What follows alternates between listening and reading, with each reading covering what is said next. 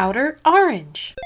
Привет! Today we're going to go over my super hot max rarity edition Grand Blue deck because why not? Now you might be asking yourself, OuterOrange, why has it taken you this long to do a Night Rose deck profile in V? It's been like 2-3 years. The answer is quite simple. The answer is Bermuda. So here we have the Night Rose deck. So this is pretty much the boss card of this deck that I'll be showing you guys today. Just to let you all know, I actually really love this deck. I just prefer Beatrice and I prefer Ghosties, and because of that I've just always prioritized those over this deck. But this has always been a testing deck and I've almost taken it at least to like 5 different occasions, and then every single time I thought about taking this deck, Bermuda Triangle just kind of took over. It's been great. I always use this deck as a way to test into other decks as well, so it's always been a really good contender. But honestly, this deck's pretty good. And also, just another fun fact, you can always make this deck go into premium pretty easily. This deck that I'll be showing you can transition over very easily, very quickly, and then you can make like little upgrades and changes and add more stuff to it. But honestly, it's so streamlined that you can just take it how it is almost. So let me go ahead and show y'all some amazing stuff here. So I have the 0 damage deck box here. Solomon Maxime sent me one. I picked the Megiddo one with the Balanara. Mine's a little scuffed. I got a little. They're not too common. That's actually why I haven't been showing it off as much. I'm waiting on an updated one. But anyway, so up here you have like a little thing for some dice. Just drop that, don't mind me. So you can put some dice in there, and then down here is where the actual deck box is. And I'm not sponsoring anything like that. I just legitimately am just showing this because I always show my deck boxes. But yeah, this is pretty lit. So recently I've actually been really addicted to the white border sleeves. So this is the Dragon Shield sleeves, and I'm kind of loving the white border. When I was playing Arcade, I'm pretty sure I had on white border sleeves as well. But these are Dragon Shield. I believe this is the Halloween edition, which kind of matches with the whole Grand Blue aesthetic. I absolutely love these sleeves. They feel super nice, and they go super well with the tight fits for the outer sleeves as well. So definitely a fan. So yeah, this is some good stuff. I'm gonna start with the 3s and kind of go down the line. Obviously you want to start with Night Rose as like your main card here. So this is Night Rose. This is Vampire Princess of Nightfog Night Rose. By the way, it's coming on the premium set too. There's some reprints happening, so it might be a little bit easier to grab her here in the future. So pretty much she has 2 effects. She says when a rear guard attacks or is boosted, that unit gets plus 5k, which is pretty huge. It means anytime you attack with stuff, you pretty much get 10k power, but it retires at the end of the battle that it attacked, which is also not bad because you can revive. This is Grand Blue, it's a revive deck, so you'll be able to keep bringing it back, so it's not really like a big deal there. But then her secondary skill says when she attacks, you can counterblast, choose a column, so you choose like pretty much two rear guard circles, and you call 2 cards from her drop zone there, and then if your opponent's greater or greater, she gets 10k essentially. And this is very important because essentially you can multi-attack with this deck, which was kind of not really a thing for Grand Blue prior to this card coming out. It was kind of like a 3-attack deck for a while. Cocytus was like the main engine in V, and it was good, especially with Flanger, but it wasn't like the greatest thing in the world, but it was still good. But then we got this where pretty much enables 4 to 5 attacks every single turn, on top of just reviving your drop zone every single turn and drawing cards and Skull Dragon and all this kind of stuff, and has pretty much kept the deck in like a tier 2 for a while now. There's some points where it was kind of touching tier 1, but I'd say tier 2 has always been like the spot it's been. I think when it dropped, it was tier 1, and then we didn't really see that, but Japan definitely saw it. It was definitely like really strong. But overall, this card is just insane. Really good finisher. You can set up with her. You can just do a bunch of stuff. I think the only downside to this card is the fact that everything retires on the board, which I'm not saying that's wrong or bad, but it can be bad because sometimes you go through your hand or you face Excel decks, and once you start facing Excel decks, they start shredding your hand, and then it's hard to replenish the board sometimes when you start. But then once you start going, you're pretty good. The other thing is there's no milling here, so you have to use other cards to mill to kind of push through having a drop zone. So that's her. Beatrice. So Beatrice is, and I guess let's go see where Beatrice is. It's an insanely strong card. Ever since this card has dropped, it has done so much for the clan.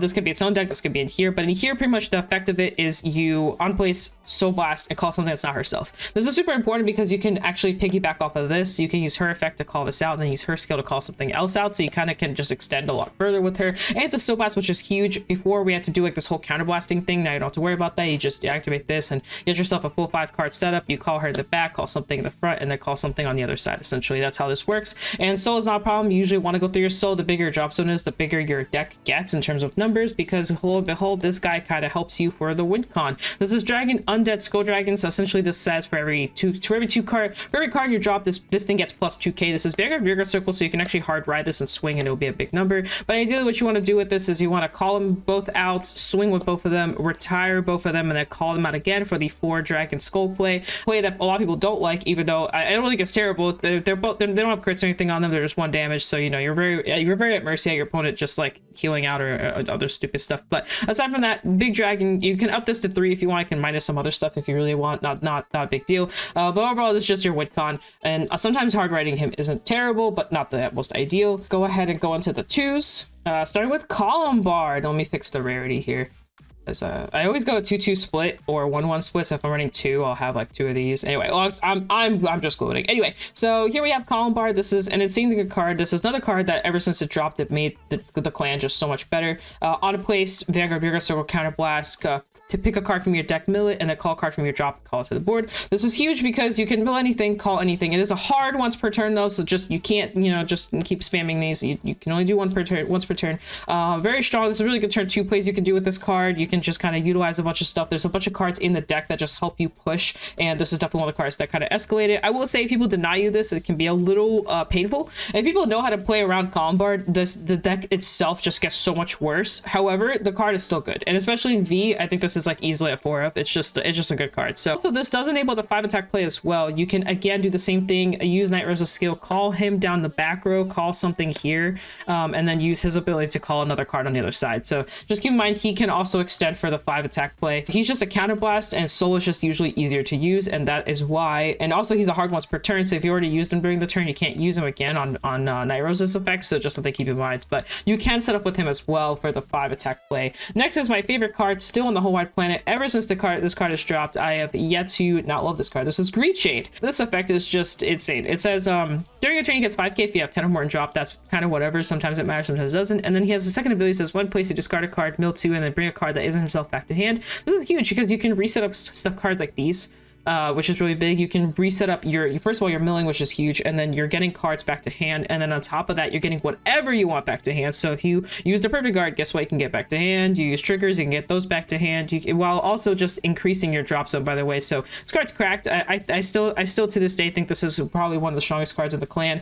This card just enables so many meta calls and meta plays and everything that it's just so hard to want to cut this card back. I know some people do. I have yet to cut this card back. I don't know, it's just such a staple. This card will decide if you're a good Grand Blue player or not. Whatever you grab will usually decide the game. So just something to keep in mind. You really want to make sure you play correctly. Well, you really want to make sure you play into this correctly. Make sure you properly Greed Shade. You're going to be doing it multiple times. Sometimes you'll call just straight up 2. Like you'll use Night Rose's effect and just call 2 Greed Shades and just mill twice. It does happen. Sometimes you'll brick early, so you kind of need to mill a bit further. So you'll just use his effect, and guess what? You're just like getting a lot of card advantage just for no reason. This card's cracked. Next is Ghost Ship. This is Stormlight Ghost Ship. This is a beater. That's all it says. You cannot guard with this, just FYI. So this is just a straight beater. You can PG with him, but you cannot guard with him. But essentially, you just call him out. He swings for 24, and then under Night Rose, he swings for 29. Just a big boy. You can double call them and then swing with both of them and draw some cards. Very, very insane card. Ever since this card got printed too, it's been pretty much a staple in every single deck. Usually not like a huge, like not a 4 of ever, but usually 2 to 3 copies. So just a very overall good card. And last but not least, we have Jesse. Jesse's just really good in this deck. You know, on attack, get power, and then you sack him, and then he gets a counter charge. So you're not losing that much value off of his retire, because Rose retires anyway, and then he self retires. And then the best play is honestly having a setup like this, and then having Columbard in the middle. It's like the staple play that a lot of people tend to go for. They use effect counterblast, call this from hand or wherever else you find it, swing with this to counter charge, or whichever way you want to go. You can swing with this first, and swing with this to counter charge, and swing with this for the draw. A very, very common approach that people tend to do when they play this deck, especially in V. That's all the 2s. Let's go to the 1s. I think the 1s really carry a lot of this deck. Honestly, it's kind of the whole package, but the 1s really carry. So FYI, there's kind of multiple ways you could build Night Rose. I've gone through like milling variants and other variants, but now I'm going towards my consistency. In the grade 1s is kind of where you decide the consistency versus because you decide in the grade 1 slot if you're going for more consistency or high roll or mill. So I'm going towards the consistency route, which is kind of crazy because I've always gone towards the milling navigator route, and I decided to change it, and I like this so much more. So this is the Sea Strolling Banshee. I've dicked on this card so many times in my life. I still do to this day. I still think this card is very mid, but it's okay. She works really well with everything else that I have in the deck. If I had the deck a little differently, I'd probably not have her. Anyway, she says on place Vanguard Circle, search deck for up to 1 card from your from your deck and discard it. Essentially, it's just a straight mill if you hard rider. Pretty good. It's pretty okay. You could set up, in case your opponent tries to deny you the Columbine play, if you happen to ride this, you will save yourself from getting super bricked. But if you don't ride this and your opponent does deny you, you get a little bit stuck. But her second ability is kind of where she's better. At the end of the battle that she attacked or boosted, you can discard 2 cards. If you discard a trigger, you can draw a card, essentially. You can retire her and draw a card. Under Night Rose already retires anyway, so you're essentially milling for free while also drawing cards. It's also, of course, if you hit a trigger. If you hit nothing, it's kind of weird, but it's also not bad either, because if you hit nothing, it also means you are going to see more triggers in the future. So it's kind of like a good and a bad thing. But the mill is definitely good. The earlier you see her, the better. I usually don't like riding this card because I actually prefer her as a rear guard over a Vanguard, but the Vanguard ability is really good if I get into the denial play. Then we have this. This is Ghosties. So this is Tommy the Ghosty Brothers. Now, this is one of those. This is part of that consistency engine. This is one of those cards where like a lot of people cut this back for like Navigator stuff and Cutlasses and all this kind of stuff. It's because I'm a little more consistency. I prefer this card. One, this is a huge beater. I made like a whole video a long time ago about how this card is actually insane, especially in here. So, but the beating part is important because if you put this behind Vanguard, it's a 18k booster along with Night Rose's effects. So, and if you're on the dragon turn, we have double dragons out and you're calling 2 more dragons. This number actually matters a lot because normally Night Rose is 22. You put this behind it, now it's 40. So typically what people do is they'll like they'll try to hard guard the Vanguard, but the higher the Vanguard is, the harder it is to guard. And especially under Skull Dragon plays, every shield value actually matters. So having the extra 18k booster behind Vanguard is actually very, very huge sometimes. As well, that's reason number 1. So that's another thing. The other thing is this actually hits over everything because it's a 13k and it'll be an 18k. So this is another thing. It makes magic numbers. But the last thing, of course, is the fact that it's a grade 3 searcher and it can freely deck out deck thin you one of these out. Like in top 5, you see this, you just straight mill it. Because by the way, you can't really use this for anything else either. You can't call it from hand unless you hard ride it on Vanguard. So something to keep in mind. So this just lets you just find all your stuff. It helps you find Beatrice too, which is pretty huge. Beatrice is like the main card that you want to use for a 5 attack play all the time. So it just kind of helps. And also it's a ghosty. In case you happen to ride into Beatrice on accident over Night Rose, you can also do some small little plays with this and Jessie to kind of keep yourself secure, and you'll have the extra shield too. But it's mainly there for those first couple things that I mentioned. Next, I run 4 Negerbone. This is an insanely, disgustingly good card, especially in V, especially in Night Rose. This pretty much has a very simple effect. In drop zone, you discard a card from your hand, put this to the bottom, and then if you have 10 or more in drop, you call whatever.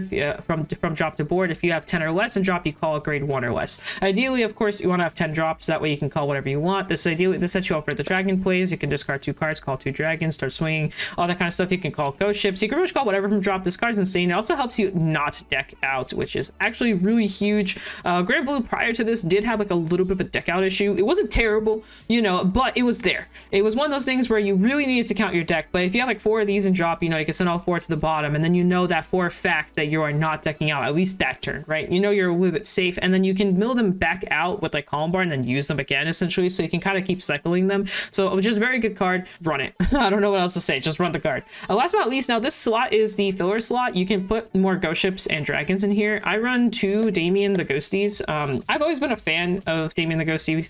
I just think the on place is just so good. You can on place pretty much mill a ghosty from decking, and that's it. That's all it does. A secondary effect is the counter-charging effect that mainly works under Beatrice, but the reason why I run this is to unbrick myself, essentially, because if you don't see this in time, you're kind of screwed. So ideally what you want to do is you want to call this and then mill this out, or the secondary option is actually this, or because I do run the ghosties, you can actually mill out this as well. Now, why does all this matter? It's just to unbrick you. There are gonna be situations where you're not gonna mill well, and you really need a way to mill well, and this is one of the best ways. This also pops off with Reach Shade really well. It's kind of a neg if you think about it, but it helps your drop zone. You can ideally, if you have this in drop, you have the Damien drop, you can call Reach Shade, uses effect mill 2, and then bring this back to hand, then call it, and then instantly mill another card. So essentially milling 3, except one's a straight selective mill. And that's the other thing, reason why I like this card. It's a selective mill and not like a random mill, and I think that can matter depending on your situation that you're going into. So overall, long story short, I like this card, but like I said, you can make this into a ghost ship, and then you can make the other one into the Skull Dragon. So if you want to go that approach, that's perfectly fine. You can also make this Navigator if you want. I used to run like one navigator and one of this, or sometimes I add double navigator. It kind of just depends, but you can also add that to the list. Last but not least, let's go over triggers. So of course we have the heal guardians. You really don't need the other stuff. I think heal guardians is the way to go. You don't need the 20k shields. Grand Blue is very bad into Excel decks, and these are literally a lifesaver, and then you can also cycle them with Greed Shade and use multiple if you want. So definitely you should definitely be running 4. I don't see why you would want to run any less. Also, you can search them out with Tommy the Ghosty Brothers. Another just huge thing of why I run Tommy the Ghosty Brothers is Tommy's can search this out, which into Excel matchups is huge. It's so huge. I don't think you understand how huge it is, because Excel destroys, and I mean literally in caps, bolded and everything, destroys Grand Blue. Like Grand Blue suffers so hard into Excel decks, especially if they go first. A lot of Protect decks do, to be honest with you, but I feel Grand Blue, I don't know what it is about Excel, but Grand Blue just really takes a punch. I think it's because your early setup just isn't as great as like other decks tend to go through. You don't have a huge hand early on. You're kind of just like you're in a pretty vulnerable state, and especially if you're going second, they can just push you to like 3-4 damage easily. And when you're running cards like these that literally can't guard, you get really stuck, and like it's just scary. And then the other thing is Grand Blue is very peaceful, and you want to call cards to the board, so when your hand gets shredded, you have a hard time calling cards to the board, and then you kind of get in a really tough situation. So long story short, definitely want these. So that's those. And then next we have the Sentinels. 2-2 split here, 2 crits, 2 draws. You can change this up. You can add more draws. You can go more crits. It's kind of up to you. For the longest time, I used to run it like this, where I had a 3-1 split, but I felt a little too high rolly for me, so I changed it up and made the 2-2 split happen. You can kind of go either way. I think anything is fine. I think it's just straight up player preference and how fast you're milling. If you're milling like super fast, you probably don't want more draws. But if you're like milling at a pretty consistent pace, I think going either all draws or 3-1 is fine, or 2-2 like this is fine. Just keep track of your deck. Like if you're running more draws, you should definitely be more cautious. The only thing I like about more draws is the fact that if I know I have draws left in deck, it's very hard to decide when to stop, depending on how many of they are in there. But otherwise, draws are really nice, especially in Grand Blue. I think draws are insane in Grand Blue. They're so nice, but very awkward sometimes to use. And last but not least, this is just crits, just 8 crits on top of the 2 they already have. Crits just really carry this deck. Early crits will usually finish the game. If your opponent knows how to play into Grand Blue, they will stay at low damage to then deal with your pop-off turn, and then they'll just kill you the turn after. That is a good player, but what changes that is actually crit triggers. If you land early crits, your opponent is forced to take damage where they don't want to take it, and then what happens is that they are at higher damage where they don't want to be at higher damage, and then it's harder for them to deal with your Skull Dragon plays. That's usually what it comes down to. I say this like a lot, but crits really decide a game, especially Grand Blue, unless they heal out, because theoretically usually you want to stay between 2 to 3 damage for majority of the game, so that way when Night Rose does go into the Skull Dragon plays, you have a lot of room to just take dragons. Dragon, as I mentioned before, is just 1 damage. It's a very large number, yes, but it's only 1 damage. If you're sitting there with like 3 damage like this, you can easily just take 2 dragons. Like you can just take 2 dragons, you're at 5, you have the double PGs for the other ones, and then you hard guard the Vanguard and you're fine. And then suddenly their entire Skull Dragon play just doesn't matter. However, once you're at 4 damage, now you can only take 1 dragon. And then if you're at 5 damage, you can't take any of the dragons, you have to hard guard all of them, and that's kind of where the deciding factor is. Now, of course, it comes down to, of course, how well the Grand Blue player plays. Because if they know they can't kill you, maybe they won't try to set up, but sometimes Grand Blue gets in the spot where they have to kill you, like they just don't have a choice, they have to go Skull Dragons, because they know one of 2 things is happening. Either they're dying or they're decking out, like they're just aware of this, so they kind of have to go in, right? They don't have a choice at that point, so they're going to try and kill you. But if you're sitting at like 3-4 damage, you're pretty okay, especially if you've been farming Perfect Guards all game. So that's something I like to bring up, but definitely crits. That's actually another reason why I'm doing the 2-2 split here with the Sentinels, because like I said, the crits just really carry. Also, the 3k shield's really nice, but the crits can really carry a game sometimes. Like those early crits can decide a winner or a loss pretty quickly. I know it sounds kind of sacky to say it like that, but it's just how the deck is. Like the deck just performs so well when your opponent's at high damage. You can just go Dragon for game. And then last but not least, we of course have a starter. And yeah, we got the Ganache, and yeah, that it's just a starter. Don't forget a quick shield and protect markers. This is definitely a protect 1 deck. You can almost never go protect 2. You go protect 2 usually if you're heavily heavily milling, you can go Protect 2, because usually what you do is you ride up to Night Rose and you end the game there. Like, you just instantly go into Dragons, but that's a Navigator heavy mill approach that you one-shot deck approach. But you won't have a hand, and you'll usually go, like, aggressive crits, and you're very, very sustainable to, like, bricking. But it's another approach. But typically, it's Protect 1 and only Protect 1. You almost never want to go Protect 2, but it's nice. It makes the numbers, like, a lot bigger. And that's pretty much the deck. We're gonna do, like, a little Mulligan run real quick. Hopefully, I don't brick or nothing bad happens, but we'll do our best. I forgot to mention this, but I actually got this cloth playmat from someone online, and actually it has a little thingy right here, signed and everything from the person that created it. Deus Ex Machina. So really, really good stuff here. And then this is the number that I got, but I recommend it. I don't think they're doing any more for this series. And by the way, this is a two-sided mat. This is there's a red and a black side. And I forgot to mention earlier, but I actually really like this mat. It's very soft. My cat also really likes this mat, and that's actually why you might see a little fuzzies here and there. My cat keeps trying to find a way to get on top of this mat, and she works really hard to get up here. Overall, just a really good mat. I just want to give him a quick shout out. Just a very fun stuff. So let's go ahead and decide who goes first with the handy dandy dice tray decider right here. So let's pick up some dice. I rolled a 6. Opponent rolled 12. That's great. I will be going second. Yay! All right, so here's our quick shield. Let's go ahead and see how hopefully not garbage our mole is here. Our mole is actually pretty brutal here, so we're gonna send back 3 and hope that the deck just magically fixes itself. Honestly, not the best mole, but we'll see. We might be able, it might be able to be fixed with like one thing. So this might be a hard ride into Banshee, but we'll have to see. Hopefully, we're going second, so this is definitely not the hand you want going second, because you definitely want Rose. My opponent goes, they do their thing, we ride, grab our quick shield, draw a card. Actually, I think here we actually want to go into this guy, my bad. Which means we'll actually mill first, and then we'll draw, because we want to find that Night Rose, right? So we're actually gonna go ahead and mill out. This is a tough call. This is actually a really tough call. We're gonna mill out, I guess we'll just mill out this. And I want to mill out the Rose, but I'm kind of just like hoping that we'll find it. This is me just, I haven't drawn yet, so let me draw now. Oh, I found the Damien again. So we're gonna go ahead and do this first, and then I'm checking my stuff upside down. And thank God there is the Night Rose. Whew. This is why you want to run. This is why you want to run Tommies. Because it's very scary when you don't have the Tommies. I'm gonna go right back in here, but first we're gonna go ahead and pitch this, just for the Rose, and then we're gonna go into Damien here, and then go ahead and grab Beatrice too. And in case you're seeing here, that we have like the perfect setup for Columbard, but guess what we don't have?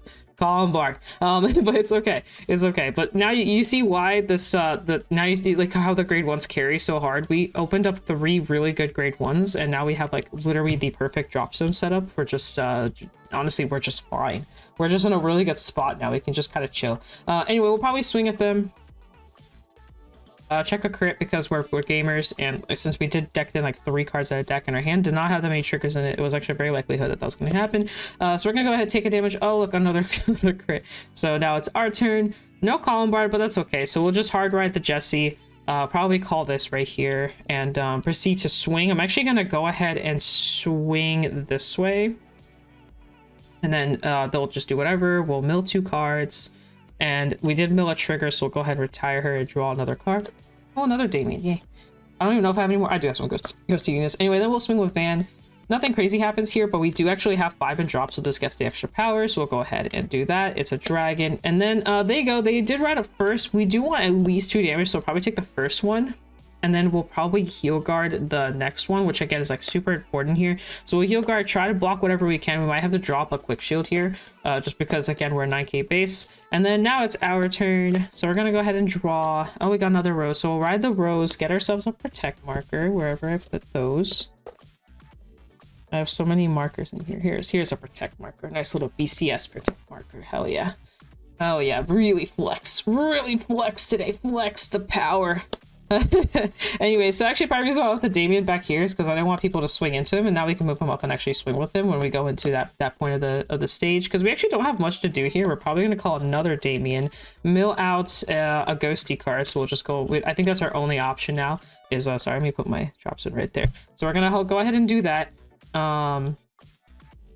Mill out that. It's just a straight free mill, which means more triggers will be hit, right? We'll just see more triggers. That's what we want to see. And then we're going to go ahead and probably call Beatrice here, use her ability to go ahead and get that dragon out and also mill out, get this out. So you kind of have a couple options here. If you want to mill more, you can soul blast this and call it out. If you want to go for counter charge, you can go about this approach. I'm actually going to go for the what did I set up in here? I'm going to go for the ship. Our hand is pretty okay. You kind of want to keep track of your hand. Actually, no, we're not going to go for the ship. We're actually going to go for the Greed Shade. So you should always be keeping track of your hand. This hand is garbage. It's not terrible, but it's garbage. What I mean by that is this does nothing, and this is for next turn, and this is the only shield we have. So we actually are going to dump this off of the Greed Shade effect, mill 2 cards, and grab whatever we think is important into the matchup we're facing. So notice we got a PG as an option, we got trigger as an option, and we have like cards that are of value to us for the next turn as an option. I don't know what I'm facing. If I'm facing Excel decks, I'm gonna grab the trigger. If I'm facing decks that have high aggro on Vanguard or Rearguard with crit pressure, I'm gonna grab this, as long as there's no sentinel restrictions. That's something you want to think about as you play into these. If you have a really good hand, you can grab pieces that you may need for the next turn. So another option is something like this. You can also grab your a rewrite if you need a rewrite, if you happen to have it in here. But I think here we're just gonna, I have nothing else to really grab. We have a full board. I'm just gonna grab this. That's my option. And then we're gonna proceed into battle. So opponent is on grade 3 or greater, so that does matter for her 10k.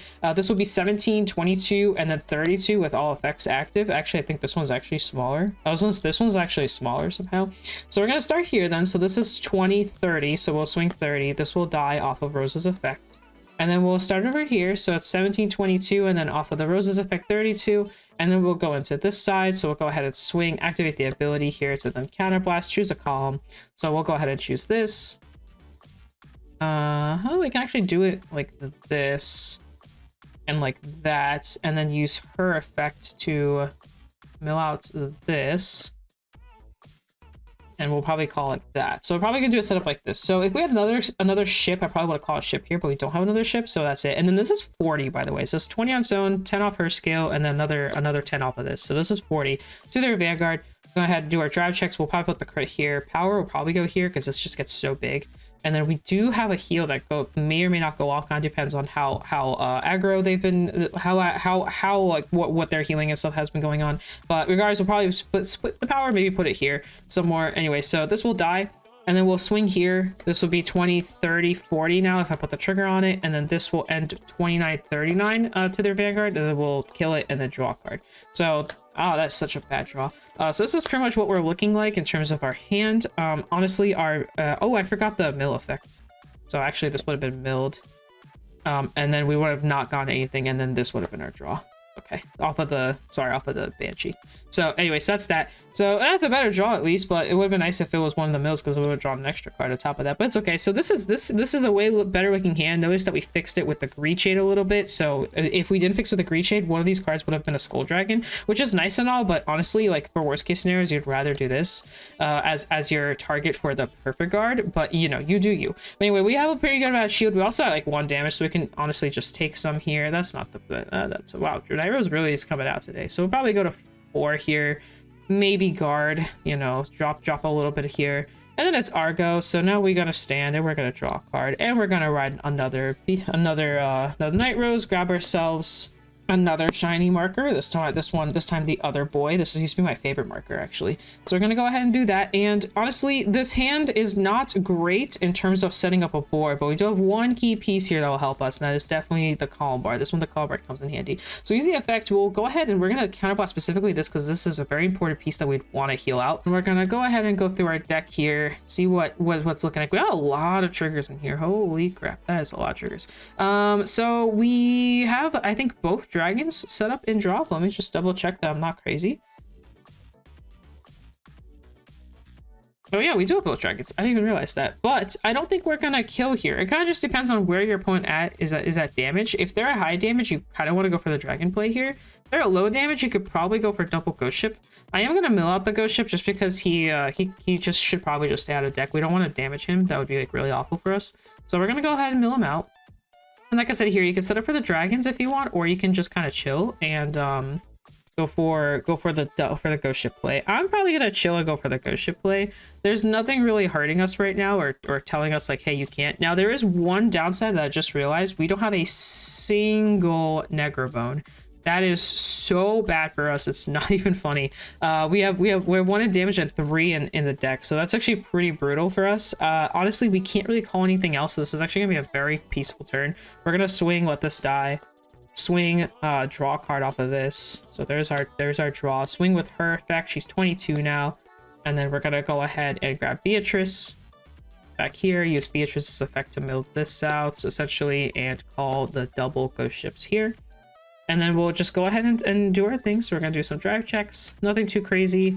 And then we're going to swing with both of these essentially, and they both die. And we draw 2 cards and they're both for 29. So that's our hand now, looking pretty nice. I think we can survive another turn. It is kind of risky here. We're kind of going into like almost death territory because the opponent's now on a 3rd potential marker, which is really bad, but hopefully survive. That's to say, going second is kind of rough, but we'll probably take the first image here. It is not a defense, which will definitely hurt us. And then we'd probably guard through in whatever pet capacity we can, including our PGs and everything. It's going to be a very close call here. This is like life or death situation, but we're going to assume we live, just so I could show you guys the dragon play here. But so we go ahead and stand and draw. We definitely weren't healing either. nothing was going in our favor there. So honestly, we are actually kind of in a small pickle here. We have 1 bone, but we do not have a 2nd bone. We're gonna have to like really dig deep here. It's gonna be a very awkward digging, but we'll do our best. Let's look at our top 5. Nothing as I expected. This is gonna be a very, very awkward situation that we're putting ourselves in. I'm gonna go ahead and high roll.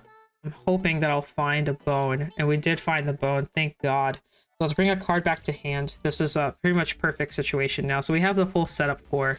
Doesn't matter what we grab here. We're just gonna kill both of them and instantly go into the double bone play here. Put these both to the bottom, and then call the double dragons. So here's dragon 1, here's dragon 2, and we're actually, just to increase the dragon's ability of numbers, we're actually going to call over both of these, so that way the dragons are 4k higher on each side. And this is the dragon play here, so we're pretty much set up and ready to go. Nothing else. I have no hand. This is final turn. Deck is getting kind of low. It's not the end of the world, but it is low. We know what the bottom 2 cards are. This is like you have to kill. Now what's really nice about this is we do have the Tommies back here, so again, this is like super solid. This is the kind of situation you want to be in. But we're gonna swing on dragons if you're curious about the number. If you really want to know, it's 10, 15, 20, 25, exactly 30. So that's 60 on each side, so that's 72 plus Night Rose's abilities. So these are each right now currently they are each 77, and then when we kill this will actually be 79. So it's 77, and then this will be 79, and then we're gonna swing with Van, activate the ability here, counterblast, pretty much go into the Beatrice here for the dragon play. There we go. Again, we're swinging for 40. They say whatever they say. We didn't hit any triggers. They're actually pretty bad. You definitely want to hit a crit here. And then we'll finish the game off with the double dragons, and either they heal out and die, or we die, because we have exactly 2 cards in hand. This would be the fourth state, and I doubt the next card's a heal. Yeah, we'd be dead. So that's pretty much it, and this is what I was left in the deck. And that's it. That was the full mulligan. I will say I'm glad that the deck kind of unbricked itself a little bit there, because our early hand was really bad actually, and then it fixed itself thankfully, because we were not looking good there for a second, especially going second. So that is it. I hope you guys enjoyed the profile. Hope it was good. This is one of my favorite clans in the entire game. It'll stay like that probably for the rest of my life, no matter what I'm playing. I will always love Grand Blue. I have mastered this deck for so long. I play it pretty much at peak at this point, but you know, like, meta is meta. I have to play, sometimes I have to play meta just to, you know, get through. It is how it is. But I absolutely love this deck. I highly recommend checking it out, especially since this can be converted to premium pretty easily. If you decide to build this out, you can easily take all the cards and just slap a G's on it. You'll be good to go. Something to keep in mind. But that, guys, I'm gonna be out now. Thank you for watching. Hope you guys enjoyed the video. I highly recommend, if you really want to, I would take, if I was competing and I didn't pick the deck I was picking, this would probably be the deck I'd be taking. So I honestly think that this deck is in a pretty good spot to actually compete with. So if you think you want to compete with this deck, I highly recommend it. I think right now is an okay time to do it. If there's a couple BSFs left, you can actually probably take it and compete with it. I think it's a good spot. You let me know how you feel. But other than that, guys, peace out, guys. Das svidaniya, and I'll see you guys in a future video. Bye!